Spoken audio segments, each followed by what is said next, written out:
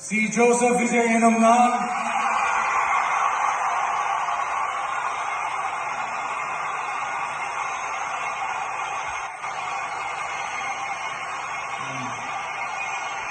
சட்டப்படி அமைக்கப்பெற்ற இந்திய அரசியல் அமைப்பின்பால் உண்மையான நம்பிக்கையும் மாறா பற்றும் கொண்டிருப்பேன் என்றும் இந்திய நாட்டின் ஒப்பில்லாத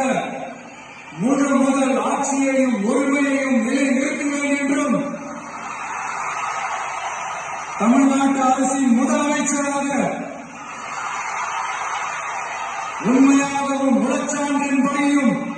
என் கடமைகளை நிறைவேற்றுவேன் என்றும்